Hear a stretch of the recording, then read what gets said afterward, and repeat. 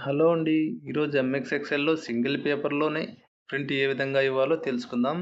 MX XL open చేసిన తర్వాత ఏదైతే మనం ప్రింట్ ఇవ్వాలనుకున్నామో ఆ పర్టిక్యులర్ ప్లేస్‌ని మనం సెలెక్ట్ చేసుకోవాలండి. ఇలా సెలెక్ట్ చేస్తే మనం సెలెక్ట్ చేసిన ఫైల్ మాత్రమే మనకు ప్రింట్ వస్తది.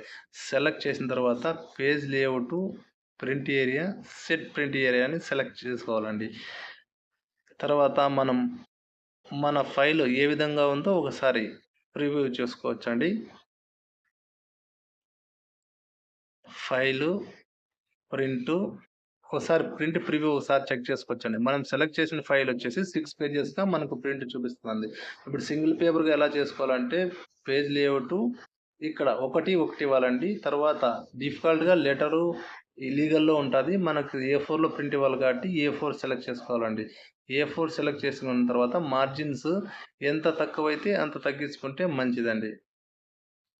తర్వాత ఇక్కడ హార్జెంటల్, వర్టికల్ క్లిక్ చేసుకోవాలండి. ఇలా చేస్తే పేజ్‌కి సెంటర్‌లో మనకు ప్రింట్ వచ్చేదానికి అవకాశం ఉంటది. తర్వాత నాకొచ్చేసి ల్యాండ్‌స్కేప్‌లో ప్రింట్ కావాలండి. ల్యాండ్‌స్కేప్ సెలెక్ట్ చేసుకుంటున్నాను.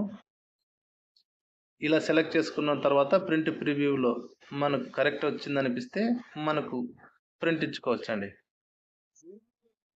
Thank you.